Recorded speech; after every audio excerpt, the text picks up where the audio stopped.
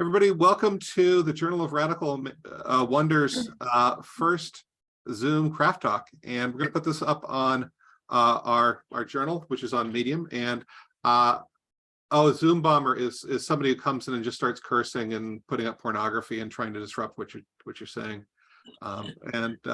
We've had a few, which is annoying, or I've had a few, I should say. I don't think we've ever had any on this channel. If you don't know what the Journal of Radical Wonder is, it's the magazine that's edited by Jane, Kate, Ken, Tiffany, and me, and has a lot of you in it. And I'd like to see all of you in it. So please send me work. If you are on medium.com, you can put it in that way. If you're not, just send it to us, and we'll either show you how to get onto Medium for free, or just put it up there. It's always better if we put it up through your account, because then you get credit. Anyway, today we're going to be talking about etymphrasis, which is something that Jane Edberg and I made up, and she understands better than I do because she's an artist. And ekphrasis, which, looking around this room, we've got some pretty serious ekphrasis writers here. So I don't know how much I'm going to be defining it and versus how much we're just going to be writing to different pieces. I've brought some pieces, and one of the poets whose pieces I brought is here today, just so I can demonstrate something. And we've got some art by Jane. If you don't know Jane, she's one of our editors. She's also a longtime arts professor, and she is writing one of the best memoirs I've ever read in my life. Anyway, Jane. Wow, that was very nice. Thank you. Oh, Jane, did you want to go first with the etymphrasis? Oh, you want me to do that first? Okay, yes, I can. All right, so John and I have been writing back and forth and responding to each other's work, and I've been sending him art, and he's been writing to my art, and then I thought, oh, I should be arting to his poetry, so that would be interesting. And I'm both a poet, writer, memoir writer, and artist.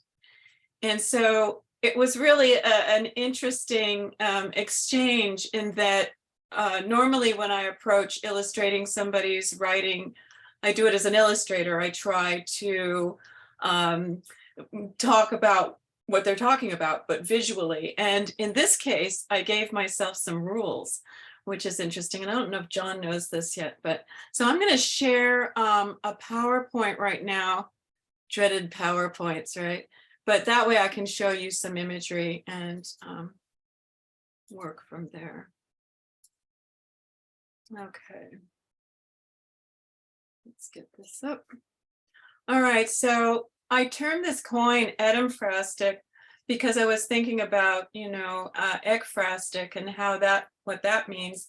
And the best that I could come up with is that etym is derived from a Greek word meaning truth, real, or the root of meaning, true meaning or literal meaning, the root of the words.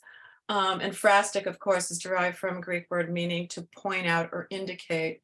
And do you have anything to add to that, John? No, just that it works as a nice balance to ekphrasis, right? Yeah, right. Yeah. So it's just the inverse of arting to poetry.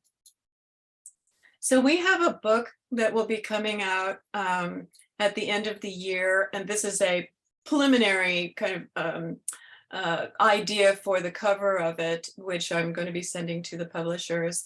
And the book is called My Dead, and the poems are by John, and the art is by me in the etymphratic expression of art. And what I did in order to understand how I was going to approach John's work is I gave myself some rules. I was going to study his poetry, like really look at each poem very carefully. I was going to try to ignore John and not think of John as the narrator always.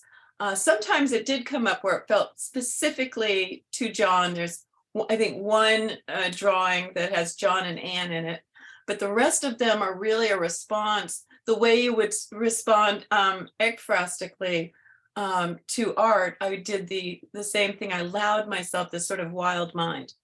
And anyways, then sometimes I even, and John put it succinctly, I even sometimes disagreed with him. And you'll see that in the work. I wanted to value my first impressions, like read the poetry, and then whatever popped up, however absurd, would be okay. read the poem a few times, and I would highlight and put notes next to things that really stood out to me, that gave me a kind of visual perception of what he was saying, or not the John, but the narrator. And then I would allow the absurd, really allowing that wild mind to take over, and just whatever, like a sort of like dream content, allow my brain to just, whatever comes up, don't dismiss it, but also question the content and the meaning. What is this narrator trying to say, but what isn't being said, or what else could be said visually? I wanted the art to be somewhat universal, so that when someone looked at it, they felt included in the work. So I didn't know how to talk about this part about varying skin color, because I didn't want it to be about any particular ethnicity or any particular gender, although you'll see that sometimes that happens in the work, but I was trying to steer clear of any kind of conceptions about that. I wanted to stay true to how the poems made me feel, and use color freely and add what is not there, which I think I've already said. All right, so here is a poem. And, on my end, it's hard to see. Okay, there we go. Summer comes this year in July with a fire that pulls the breath out of your body if you wander out in the afternoon. One day it hits 120 degrees, and when I step outside to get a sense of what that means, I'm mostly struck by the silence of people who decided they needed a snow day. Even the birds are solemn this afternoon. The planes seem to have stopped flying. No trains pass on the tracks by our place. The cars are all parked. So that was the poem that I read, and then here's the drawing that I did. So I wanted some things to happen that you couldn't see having read the poem, and exaggerate or dramatize certain aspects of it. And then here is how that worked out. Part of a line from the first stanza, a fire that pulls the breath. And I really wanted the breath then to actually be fire, to actually get yanked out of this person, as if they're so hot they become the flame. It visually becomes breath and flames to show the heat, to give drama to the individual's expression of feeling impossibly hot. And then on a snow day, I love that word, I love that phrase. In the third stanza becomes this black hole thought bubble with low resolution dots representing far off snowfall. So there's like this dream, you're so hot, you can't even dream of snow, like you practically melt it. And so it's like this absence. So the absence is that black hole, and then there's just enough snow to represent what's not there. A snow day. Even the birds are solemn this afternoon. The planes seem to have stopped flying. No trains pass on the tracks by our place. The cars are all parked. Becomes places where birds might have been. The after image of a plane stuck in the sky. Motionless cars. In fact, no cars. Only the places where they once parked. Even the clouds are only tracings of where they might have passed by. I sensed an aloneness, a quiet, as if everyone, including wildlife, had vanished. So in the poem, I got this sense of this quietness and this just being by oneself in solitude, but also noticing that the world seems in some kind of weird solitude, that things are missing, but they're sort of still there, or the remnants of them being there. And I think that you're so burning hot that you've lost yourself to just the heat, and you can't think about anything else but the heat. So I love that poem. It's so simple and yet so complex. When Lizzie sees the man at the bus stop, such is her need that she pulls toward him, and I have to lean on her leash like a sailor steadying a catamaran to keep her breath 6 feet away from him. The man is staring up the long street for the bus that is not yet here. He's unaware of Lizzie and her need for touch. Now, these were written during the sort of the height of the whole COVID, that first year, isn't that correct, John? Yeah, so we didn't even know what was going on. We were like in this crazy pandemic, and we're trying to follow the rules, right? And so then that becomes not so much about following the rules, but when I read the poem, I got this sense of this urgency or this desperation to actually touch someone. But I also felt as though there was kind of a fear lurking, and the bus is tipped, and there's like maybe an accident going to happen, or it's just this anxiety that was produced during that year, and I think we all felt it. And so the man might have been pulling on the leash, but I imagine the man desperate for touch. Hold on, I'm going to minimize something. Then I pictured him fearing death, yet readying himself for his own or the unanticipated death of a loved one. Perhaps one of his dead was waiting at the bus stop. The bus tipping over could be a flashback, a premonition, and anxiety. So those are things that aren't really in the poem, but they are in the poem because that's what I heard in the poem. And let me go forward. Why won't it let me? Hold on. There we go. So there it is again. You can see that Lizzie is pulling on the leash, not the man. The man is breathing out his, yearning and desire and wanting touch, but not even noticing that there's something there, and then touching into the fear of loss or potential loss or some kind of doom happening. But at the same time, in the body, he's feeling this incredible desire to be part of something. So it's sort of both. And I think those are things that I felt during the COVID, biggest or first year in COVID. I take my morning tea outside to see if the sun is coming up yet. Across the alley, a possum stops and watches me, trying to intimidate me maybe, or maybe he's just watching. Someone last night must have thought my car with its busted headlight was abandoned. They've spread a blanket over it to dry. I wonder where they are now that they do not need their blanket. I wonder where they were when they got it wet, when it got wet. And here is the drawing of that response. And if you notice, there's it doesn't talk anything about a bricked up window, but I wanted a bricked up window because there's this sense of not being able, like our view is often blocked of things that are challenging, or in my sense, somehow I got the sense of homelessness or someone urgently needing to dry out their blanket, and hopefully that it's dry by the evening so they can use it to sleep with. But I don't know, these are just things that came up for me, my own sense of urgency about what we look at or what we stay away from looking at, and what we question, what we don't question. And then there's these figures on there, and it really has to do with intimacy, and then that word abandon. So here's what I got from that. The word abandon struck me. I thought about someone beneath a blanket, alone, years beyond their initial abandonment, trying to stay dry from the rain.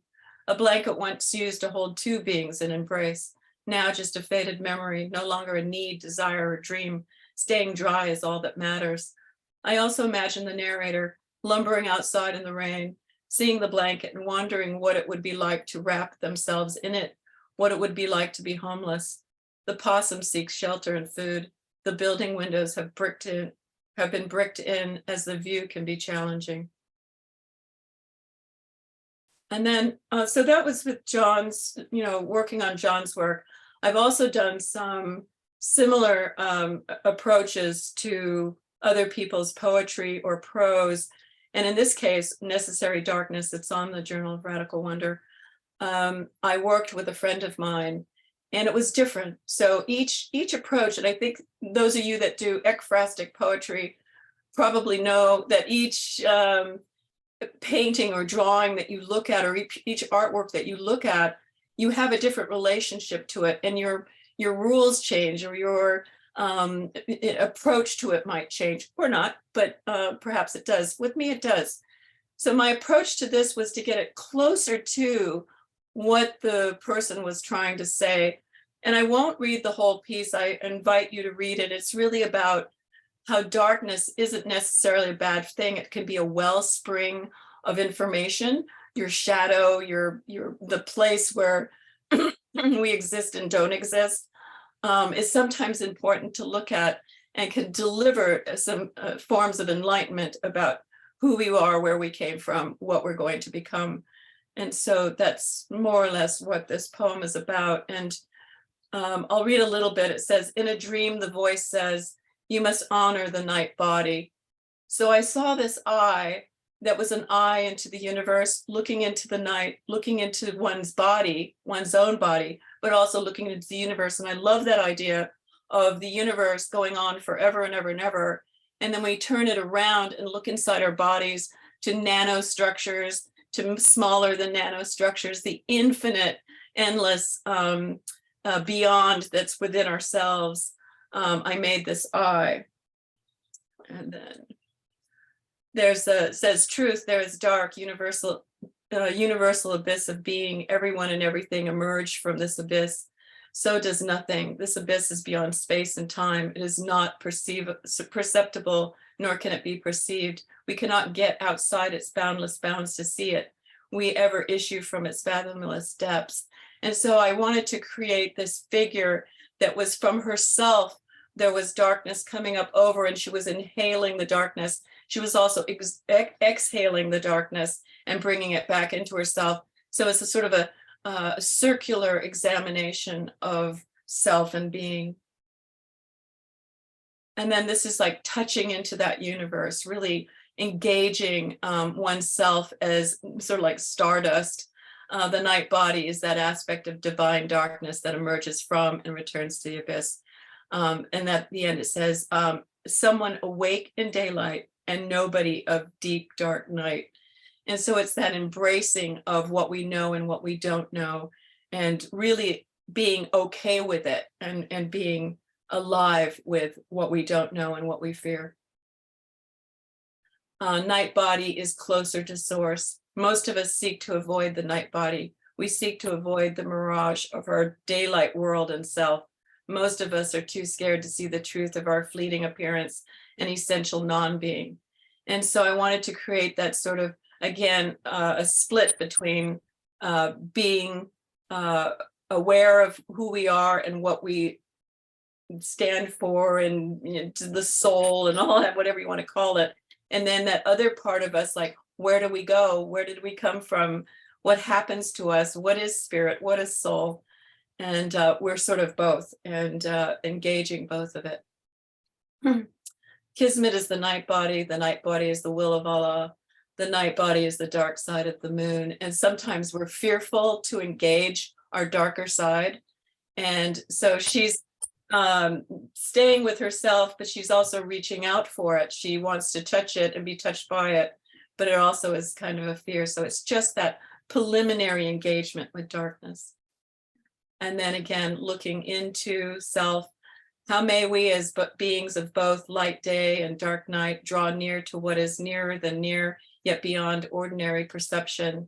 And again, looking into the universe and looking into ourselves with the same amount of depth, and that circular information. And then being cradled, the night body is ever near, ever here, always true while wholly ungraspable. Yet here the night body is grasping the figure and cradling them and nurturing them, like sort of like Mother Earth, or the Great Mother, the Universe Mother. And then the infinite power and the infinite source of reflection, buoyant flowing, a sea of inter-reflecting jewels where we glisten without light. So darkness is being revered here. And then I just wanted to give you a glimpse of the Journal of Radical Wonder, some of the artwork. So one of my jobs at the journal is to read work and see if it's ready for the journal, and also give a visual sense of it, my response, my etymphrasis response. And I do that with most of the works, unless somebody gives us an image. And these are just a few of them. Here's I got to do something here because it's, oh, there we go. I can't read the caption because it's up above all that other stuff. A nuclear family approaches the apocalypse. And there's a flash fiction by Michael Lovejoy. And that was my response. And if you want to go on the Journal of Radical Wonder, you can look these things up. And oops, I have to go back to this. There we go. And this is a poem by Ellen Bass. And there was a music, Jean Lapin's recording of A Love Supreme. And so I went on the internet, I looked up the score, and I took pieces of the score and incorporated it into a drawing of somebody sort of slumbering into the music and being surrounded and comforted by the music. Here's a poem by Sarasvati Nagpal, Ancestral Alchemy. And she was talking about voice. And I really like this big eye of self looking inward to the inner churnings of self and the voice of self within that. And then using the paisleys from part of her culture. And then I love that John Yamra says, I hate Charles Bukowski. So I made this sort of hideous view of Bukowski. And a poem by Brian Harmon talking about, it's called Another Green. Well, I can't read it because it's underneath my. Going Green. Thank you. Right. And so I just responded to that by just giving this little bit. And then there were a lot of different elements within the poem. You'd have to go back to the poem where you'll see this drawing and you'll see components from the poetry showing up in this drawing, giving a sense of that another green world. The music works perfectly with this as well. Welfare office blues. I think of people lined up, kind of huddled over, waiting with children, and one person slowly taking the line in and this arrow pointing, and it looks like a machine, but it's kind of like a scroll that's endless. Certainly been in a welfare line myself to know, and I wanted it to have that kind of gritty feel. And then Carnivory, about Gary David Grossman writes about these little plants that they have water inside of them and little critters climb in, and I just wanted them to be like little vases, something really simple. And then the red is kind of like the blood of that life force that happens within that microcosm. Danusha Lamaris, Blue Note, about her brother who names all his plants and that he's kind of like a shadow. He also, I believe, has passed. So this was a really interesting to do. And so I incorporated plants into the graphic design of it, since his world was about plants. Cynthia White. Can you read that title for me, John? Bone Set. Bone Set, that's right.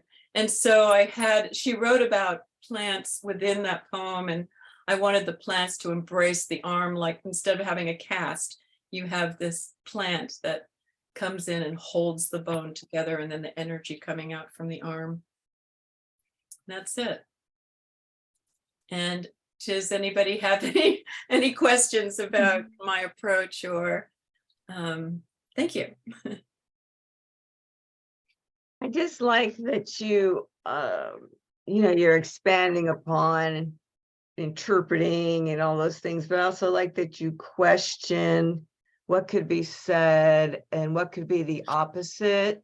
And I don't think I would think about, because I write from my own art sometimes and do art from my own writing and kind of do this cycle, but I don't know that I look at the opposite or question my motives. And I think that's a fresh aspect of it. Oh, that's great. Yeah. And that came sort of naturally for me, because I like sort of springboard off of things. But when you're working with somebody else's poetry art, I mean, that's poetry, prose, whatever it is, that's their art, and then I'm taking my art and injecting it in almost, so sometimes I feel like I even had to ask John, is this okay? Like, am I treading too, or am I suggesting things that aren't cool? And he's the one that said sometimes she disagrees. When he wrote our query letter for sending our work out to publishers for My Dead, he had said in it, sometimes she disagrees. I'm like, oh, did I? Oh, I did. And I was just sort of like that. So there's a sensitivity issue, but also I feel like if you're going to have an artist etymphrastize your work, then you better just hold on, because they might see something you didn't see or say something you didn't want to say. And I think that that's an important collaboration. You have to trust each other that that's going to be okay too. So that was pretty fun. Thank you, Cindy. That's great. Really great. Tom? Carrie has a question. Yeah, as a writer, sometimes it's hard to see when you're in a project what you're writing toward. And I was wondering if you have any advice to the writer, as far as like, it seems like you use a lot of intuition, but also like, do you have any advice maybe for us when we're going into that second draft, or as far as like to look at what we're writing toward, and seeing some of those things that you see when you're looking at those? I appreciate that so much. Yes, I do. And as a writer, I use my artwork as note-taking. And in fact, if I get stuck on a piece and I can't see it, I'll go into the studio, or you can just go at the kitchen table or wherever you need to go, and just start scribbling something out, from the idea of what you're working on, from that poem, from that prose, from that writing. Just scribble something down, jot little pictures. And I think the best thing is what you said, intuition. That's really a strong place to try to get back to the intuition. The wild mind, I believe, is in intuition. And whatever absurdity or craziness comes up, that there's probably something to it. And so if you're writing, say, about, childhood abandonment, and you start to imagine, how a rosebud unfolds, but then if it's up against a fence, it gets twisted, then start writing about that for a little bit. As that image comes up, then go for it. Off the page, perhaps, but you can bring it back in if something pops in. So I think that there's a kind of a feedback that we can give ourselves from visualizing what we're seeing. The other thing that I learned from John, I think I already knew it, but it reinforced it, is that when you're reading your poem or your prose, on the margin, like read a little bit and then ask yourself a question about it. Like, what am I trying to say here? Did I really say what I needed to say? What didn't I say about this? That really helps. And I do that visually. When I was looking at John's poems, I would go, what is he not telling me? It's like, when a person is telling you a story and you're like, okay, but what aren't you saying? It's kind of like being a little brat, like, oh, come on, there's something else here. There's a little nut to crack. What is it? I'm going to tell you what it is, as the artist, I'm going to tell you. So I think, get sassy with yourself, like, try to break that apart. What do you think, John?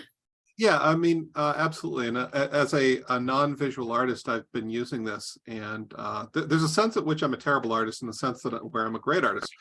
Like, I'm a terrible artist in the sense that nobody wants to see what I'm drawing.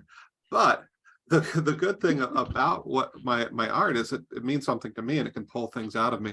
It's like when you write with your left hand. If you're right hand, I'm very, very right-handed. I can, my left hand barely functions. It's like almost a T-Rex arm or something. And so if I start writing with that, it gets out of helps me. But so does art, because I'm using different brain process, and it helps me to find new way. It helps me to get out of my way, get out of my own ego, and to go and find something that is I wasn't aware that I thought or I felt. And I think that's one of the strengths of ekphrasis generally, and etymphrasis is it helps you get out of your own way and accomplish something different and new. I think one lubricates the other, and if you can do both, that's fantastic. I find, like I said, if I'm stuck or if something's getting goofy, I can then think of it visually. And how do you think of it visually? You go into your dream mind, or your crazy mind. You go into the place that doesn't make sense. And I think when we talk about, say, artist block or anything like that, I think that has a lot to do with being afraid to go there, because we might see things that we, weren't sure we wanted to address, or it might sound illogical, or, we get judged for, that's pretty strange, or that's not right, or, all that stuff. And like, you got to get all of that out of the way and just be a kid, just be a child. and just have that wild mind to go back into stuff and break it apart. The other thing that I did when I looked at John's poetry is I would circle words that just went boom, you know, the word abandoned. Well, I was an abandoned kid, so that word definitely was like a trigger for me. So I bring my own content to it, but that's great because that's, you know, poetry is a conversation, whether it's with somebody or not. You put it out there, someone's going to have a relationship to it. And when John invited me to do the artwork, we're having that conversation. So when he says abandon, I bring my stuff to it. You call it baggage or whatever, but I just think of it as stuff. It's like, this is part of the conversation. This is how it made me feel. So I'm going to respond this way, and not, you know, trying not to be afraid to do that because there's something there. It was, you know, it brought something up from that great dark space that we was just talking about. Yeah. So yeah, go fearless. You know, one thing I didn't tell you when I was doing this, we all know what the start of the pandemic was like. I'm sure you remember, and we're all locked in there. So I was just having a hard time getting anything. So I was using etymphrasis without knowing it. What I'd do is I'd soak a piece of watercolor paper in water and then just kind of drop watercolor all over it. And then when it dried, start drawing things out of it. And then I'd start writing. And of course, it brought up whatever I'd been seeing that day. And it allowed me to be imagistic, and allowed me to be just kind of focused and think about just these moments during the day. So a lot of the first drafts were written on watercolor paper. Yeah. You know, it was Leellen Shoemaker that actually got me going 40 something, God, Leellen, I don't know, 40 plus years ago. I was just getting started thinking about really being an artist and going to school, and she was really supportive. And I said, I don't know what to do. And she said, get some big pieces of paper and just scribble the shit out of them. And I'm like, what? You know, like what? And I did. I just trusted her. I got them and I started scribbling, and it was just scribbling. And all of a sudden I found a line. And then I found little things that started to create little images. And then I started scratching, and then I started adding more material. It just was like it unstuck a part of me that needed to flow. And I could write, but I couldn't flow artistically. And so I recommend scribbling. I recommend getting a bunch of materials, putting it on paper, doing a bunch of scribbling until something starts to, and you're going to be bored. You're going to be like, this is so dumb. What is this? You know, oh, brother, you know, and then just keep going because you go through all your self-talk, your ego, all of it. And then all of a sudden you're like in flow. Writing's the same way, right? You write, you're like, right, oh, blah, blah, blah, blah, blah. Oh, wow. Boom, boom, something happens, right? Sometimes it takes a few minutes, sometimes it takes days, but whatever it is, I think that the utilizing the hand, mind to hand, body, eyes, senses of and sound of scribbling, that whole sensory thing enlivens the brain. I mean, it just enlivens the brain.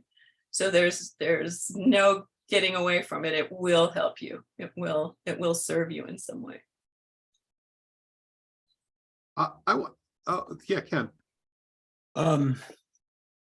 So this is a fascinating discussion, and Jane, your drawings are just fabulous. And I'm hoping as a journal that you can post this something from this conversation to explain where your drawings come from, because it would mean a lot to the readers. Anyway, this is making me think a lot about not only my own experience with art, but also what John wrote in his book on form for writing. That if you take something you're really having trouble with writing, you take something that's either the stuff is just too intense and you don't trust yourself with it, or the stuff is too mysterious and you don't know where on earth you'll go with it. That doing what you're suggesting, the two of you are suggesting, managed to lever perspective. It pulls us into looking at the same stuff differently, and our writing then can find a way in. Mhm. So thanks very much for that. You're welcome. Yeah. I know that I just want to encourage people, if you've never tried making art, because I've taught art for 35 years, and I can't tell you how many times I've heard, I don't have an artistic bone in my body, or I'm not an artist, or I'm not creative. And if you're a human being, you just are creative. That's all there is to it. You just might be using it in different ways. And so what I encourage you to do is just trust that your humanness will know what to do. It's just, if you're trying something for the first time, it's going to be like trying to drive a stick shift rock for the first time. You know, you're like funky or whatever. But as you get used to it, you forget about the mechanics of the pencil to the paper or whatever it is, and you start releasing that creative flow. What is it? His name is Csikszentmihalyi. I can't remember. Yes, flow. He wrote Flow. It's a kind of a thick book to get through, but he talks about how, you know, we're thinking. It's like meditation. We're thinking, thoughts are going, the bills haven't been paid, you got to go wash the dishes, oh, my laundry, you know, all this stuff. And then we could let go of everything, you know, bit by bit. All of a sudden, there you are with yourself showing up, and you can, you know, just do it. Anybody's capable of doing that. I was going to give a whole long talk about ekphrasis, but I think I want to focus on different things, because I'm looking around the room and I see people who really understand ekphrasis in a deep way. I wanted to point out, though, some new approaches to it that I think are really kind of wonderful and useful, and dovetail on what Jane was saying, which is, you know, we're trying to get out of our own way creatively, trying to get out of our ego, trying to do what Ken said, which is sometimes, like, there's a lot of things that I want to write about, that I want to write about it because I'm ashamed that I, you know, did them. And I just, as a person, I'd like to understand them. And how in the world do you get out of your way in those moments? Well, the ekphrasis really helps me to do that, right? It helps me to go in there and to write about this thing. And soon I realize I'm not writing about Van Gogh at all. I'm writing about, you know, that time when I killed that guy. No, I didn't kill anybody. You know, what Like, whatever it is. But what I've noticed a lot of people have been doing lately, and a great example is Robbie, is taking these sort of skills from ekphrasis and applying them in other places. Like, so ekphrasis is supposed to be about visual arts, but her writing about food is extraordinary. And I don't know if you've read any of that. I'm going to embarrass her now, and I'm going to bring up.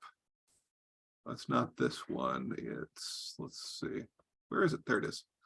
Can everybody see this? yes. By the way, if you're in this mode right now and you hit escape, it looks a little bit better. It's because it has better view. Anyway, these are all poems about different food artists, or I guess we call those chefs. Death Happens, Alex Atala. Should I be reading this? Maybe Robbie, would you mind reading it? That seems like it'd be better in your voice. Yeah, but before I start, I do want to say that technically speaking, this is ekphrasis because it's from a television show on Netflix. Okay, excellent. Yeah. Yeah. Okay. Death Happens, Alex Atala. That's what his t-shirt says. This accidental chef, aging punk rocker, reminding us that every dish requires a death. Looking away so as not to see the blood, the stained axe buried in the stump, doesn't change that. He's a celebrity, appearing on the covers of GQ, dressed in biker black, but spends half of his time wandering the Amazon, learning from indigenous farmers how to build a better food chain. Brazil speaks through his fingers, offering us a flavor or a scent, not always comfortable or pleasant, elemental, the dark taste of ants, so much like lemongrass and ginger. There's a lot I love about this poem, right? And a lot I love about all of Robbie's work.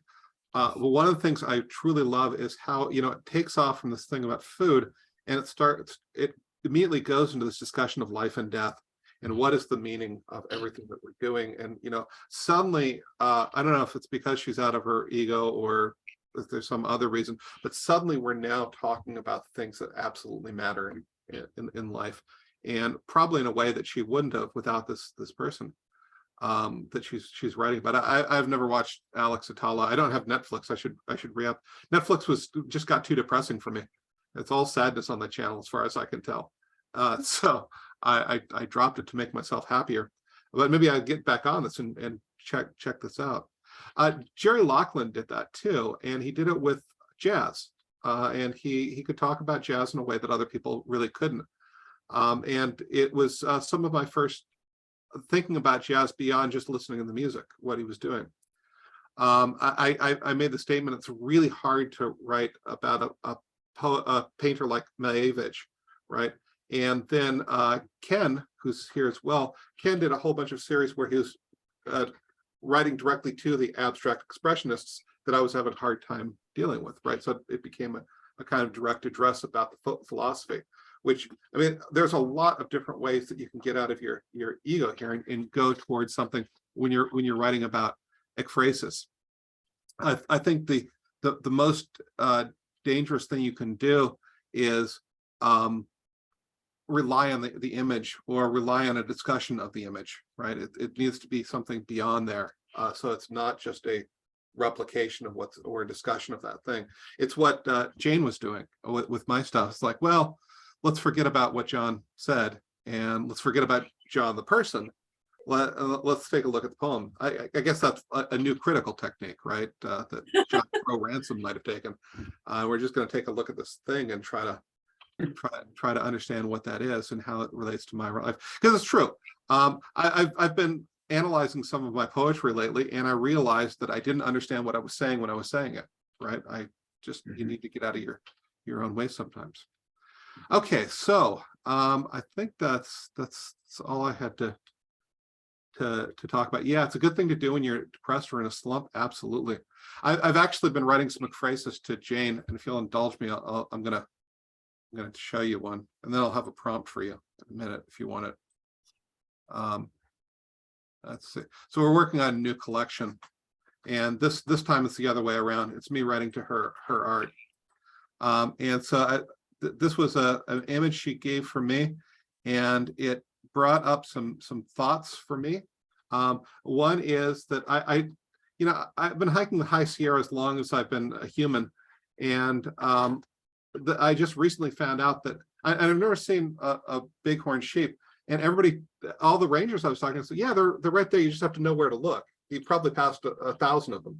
It's like, yeah, crap. So I saw the bighorn sheep here, and then there's the red crow that you'll see later. And then as Ken said, I used a sonnet here to get out of my own way as well. Animal speaks. The bighorn sheep you've always searched for have always been there, you find out. It's just that you never looked up scree hills to see what's above. And you decide there's so much you've missed, so much around you that you don't know how to see because you expect the world to be all one way. It's not. You've missed hidden birds and maybe mermaids and a red crow. You've missed magic, but you've been coming awake to the world since you were born, seeing this place as it is, every place sacred, every person who's watching you consecrated with a humanity come from painful experience, wizening their face.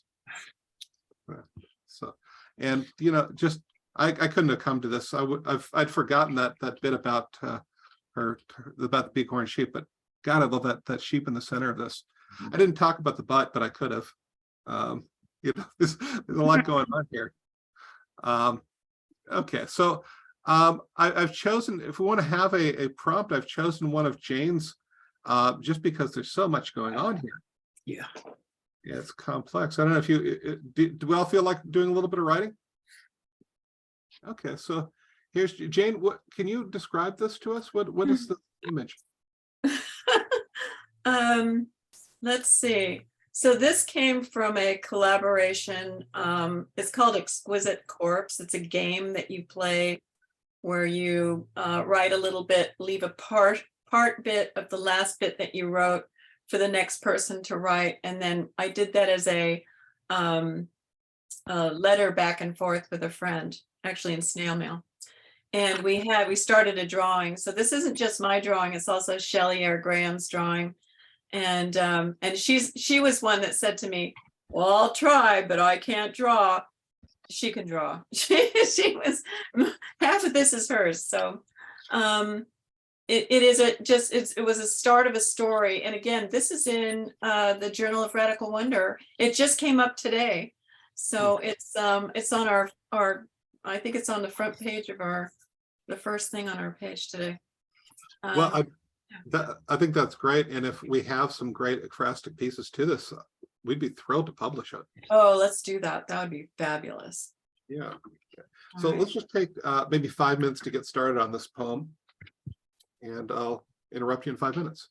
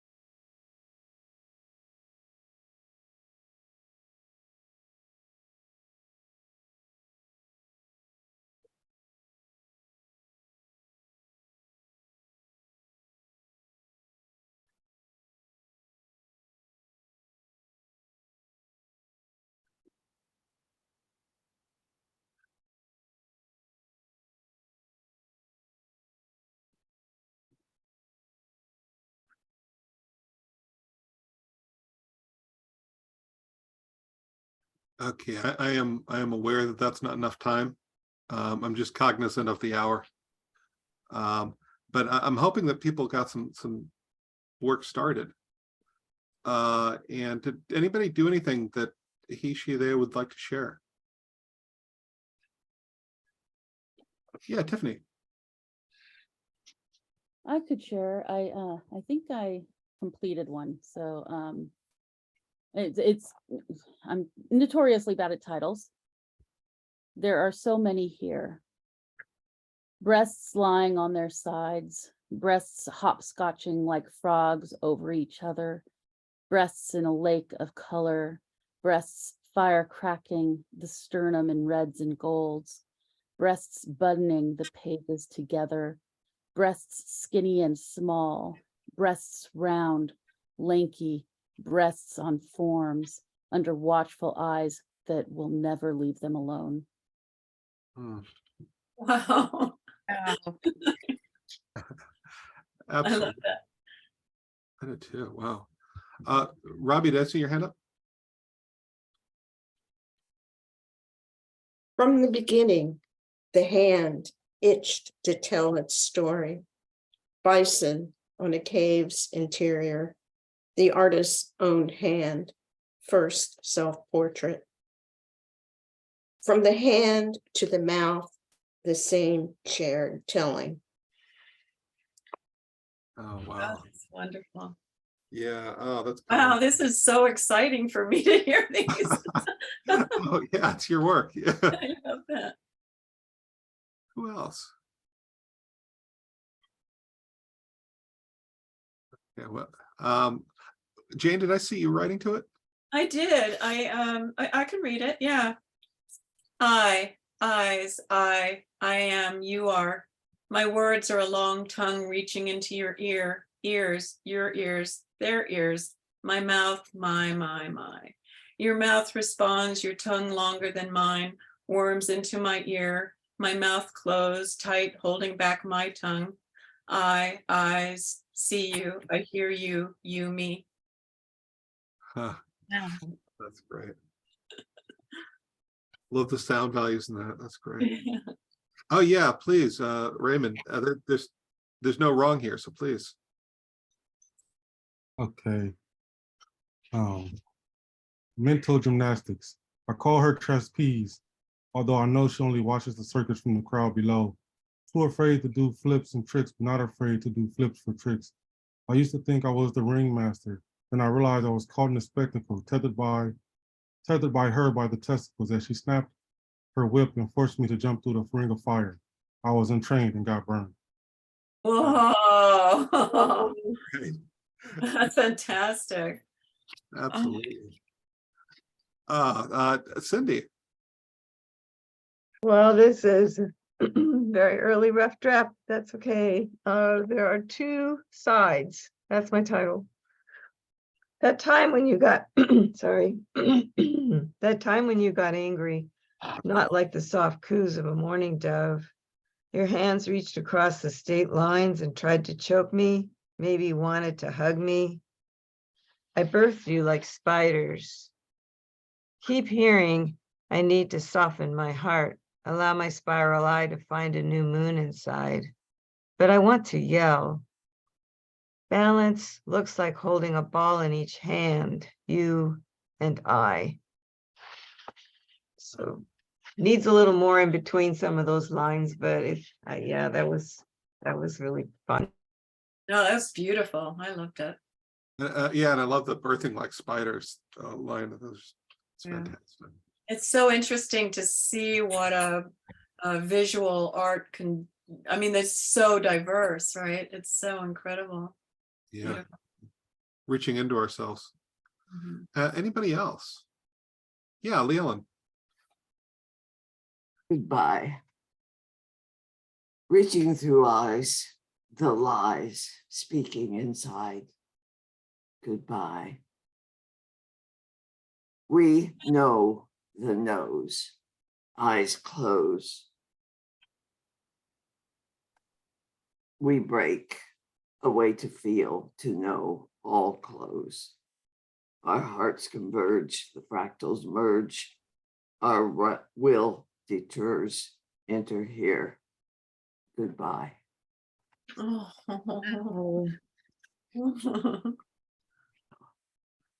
Really powerful. Yeah. Okay, well, I hope you Jeffrey all, has a little, oh, he has clapping hands. I see. Okay. Yeah. I hope you all send these to us. We'd love to have them like Please, maybe yeah. one day with that image again. Oh, please send them. Oh, it's just delightful. Love it. And thank you for joining us. Please send us work generally. We have a reading every first Sunday at this time and a craft talk every third Sunday at this time. So, but if you've got this, you probably saw it on Facebook. And spread the word. Let other folks know that what we're doing. Yeah, please do. Just Thank you thank so you much for for doing this, all of Yes. you.